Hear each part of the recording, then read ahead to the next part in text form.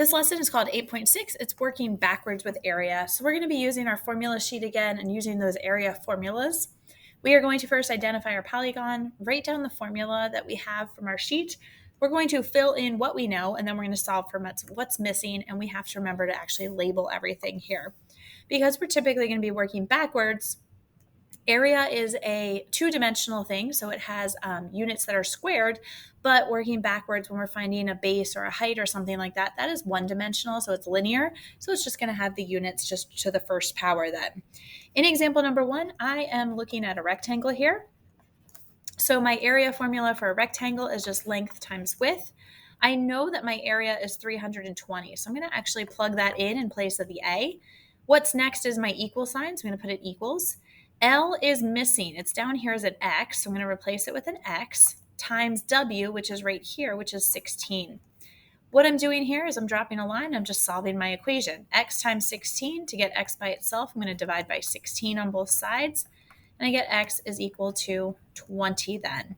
So for 20, we would have to give it the label of feet, and we're good to go on that one.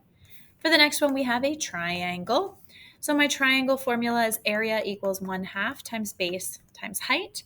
The area tells me is 68. So I have 1/2 times my base is 17 times my height is X.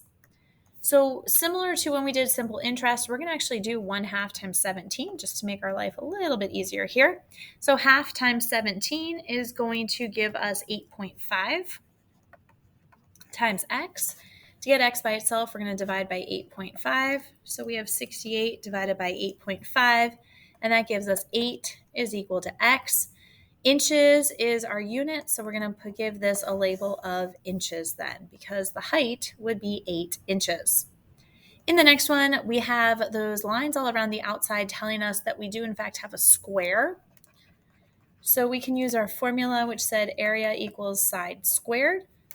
We are solving for our side, but we know that our area is 441.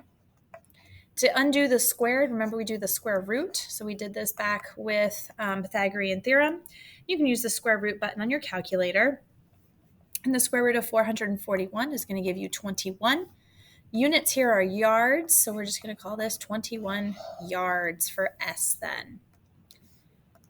Example number 4, we have a parallelogram. So looking at a parallelogram, my formula is base times height. I do know my area is 247.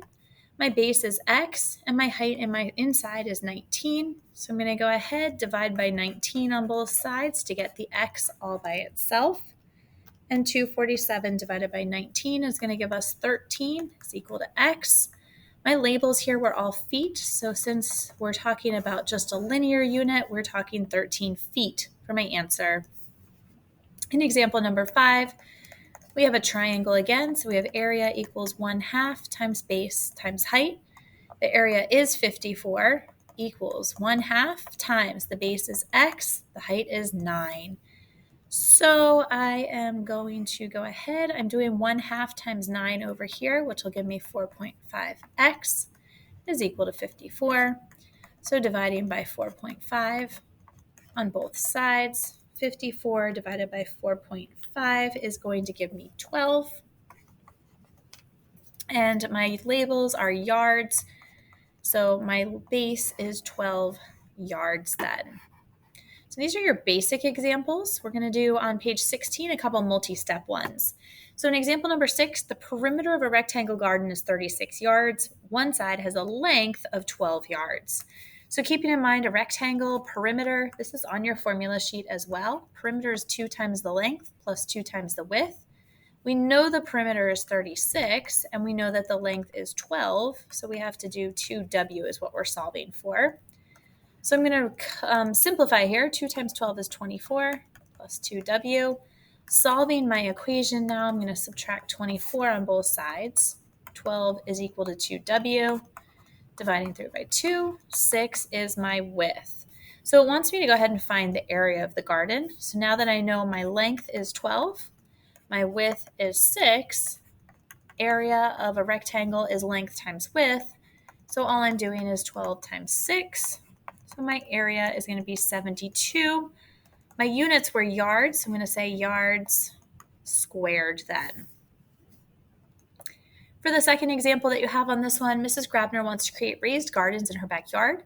She wants 24 square feet of garden space, but also only wants it 3 feet wide so that she can reach across it for maintenance. So we have this much space. This is our area because it's the space and it's square feet. And we also have the width. So how many feet of wood will she need to purchase to make the border for the raised garden?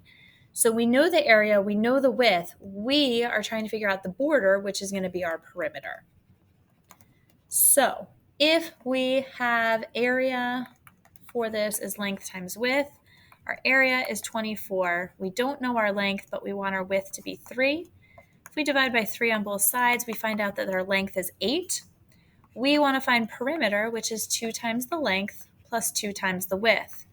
So if my length is 8, I have 2 times 8, and my width is 3, so I have 2 times 3.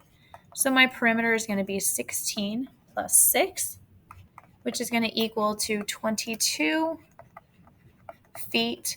And then we'll say of wood, because that is the product that she's using, that I'm using, to create the border then. So in order to be able to create the border for that garden, we would need to get 22 feet of wood. We'll probably have to buy it. Typically comes in 8 or 10 foot increments, so we'll probably have to buy a little bit of extra then. That is it then for lesson 8.6, working backwards with area.